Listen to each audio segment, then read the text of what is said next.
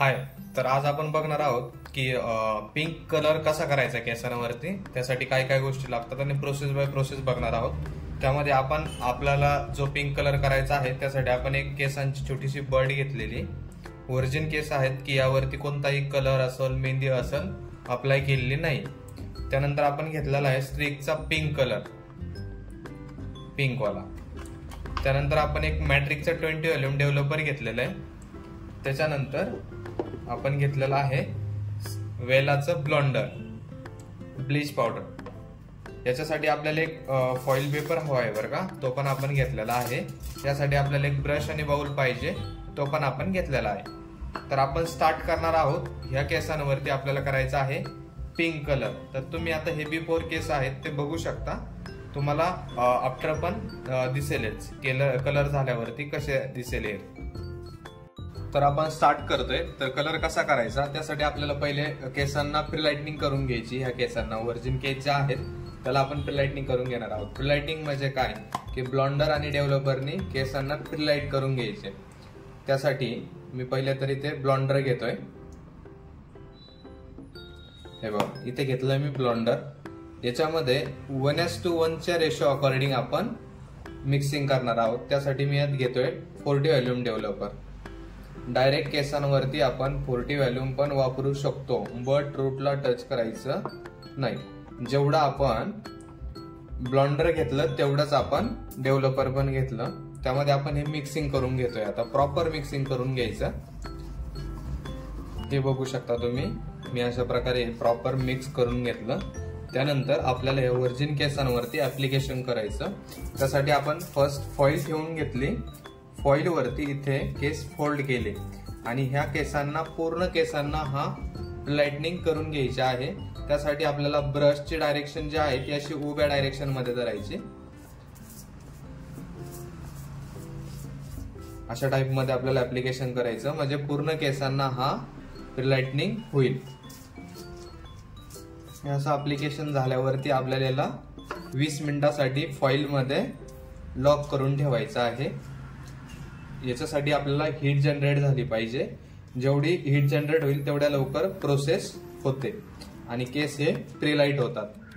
तर त्यासाठी आपण आता ब्लॉन्डरचं ऍप्लिकेशन केलेलं आहे. आता याला आपण फॉइल लॉक करतो. तर फॉइल लॉक कशा प्रकारे करायची तेही बघून घ्या. अशा टाइप मध्ये फोल्ड करायची.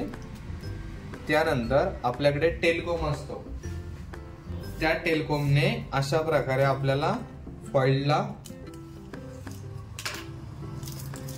फोल्ड करायचं.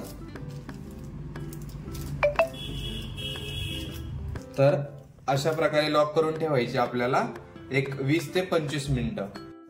तर आता 25 मिनिटं आपले झालेले आहे. आपण एकदा कलर चेक करूयात आपला डेव्हलप झालेला आहे की नाही.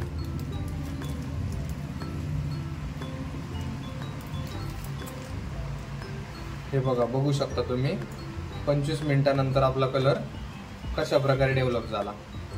आता याला वॉश आउट करून मी तुम्हाला दाखवतो. वॉश केल्यानंतर कसे दिसतात आणि त्यावरती आपल्याला जे पिंक कलर करायचा आहे त्या कलर ट्यूबचं ऍप्लिकेशन करायचं आहे. तर मी याला पहिले वॉश करून घेतो आणि मग तुम्हाला दाखवतो. हा आहे आफ्टर वॉश रिझल्ट. बघू शकता तुम्ही कसे दिसतात. हा झालाय प्रिलाइट. आता याला आपण करणार आहोत कलर ऍप्लिकेशन. आता ते कशा प्रकारे करायचं तेही एकदा दाखवून देतो तुम्हाला. आता आपण स्टिकचा पिंक वाला कलर घेतोय. पिंक हा फंकी कलर आहे, तर तो आपण याच्यावरती डायरेक्ट अप्लाय करतो. याच्यामध्ये आपल्याला डेव्हलपर वापरायचं नाही. कलर हा आपल्याला डायरेक्ट अप्लाय करायचा आहे. आता मी बाउलमध्ये न घेता डायरेक्ट हेअरवरतीच कलर घेतलेला आहे आणि ब्रशच्या साहाय्याने त्याला मल्सिफिकेशन करतोय. अशा प्रकारे आपल्याला मल्सिफिकेशन करून हा एक 15 मिनिटासाठी आपल्याला होल्ड करायचा आहे.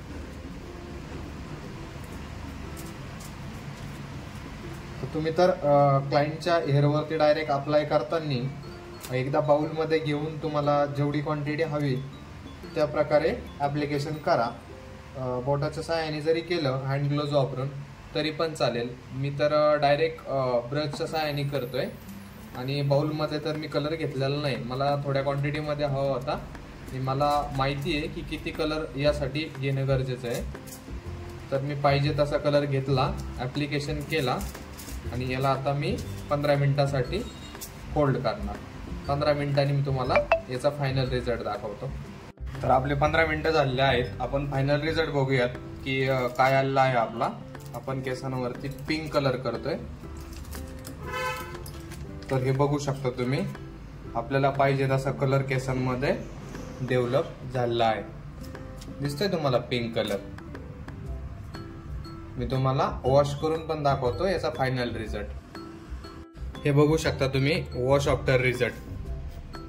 किती छान पिंक कलर दिसतो.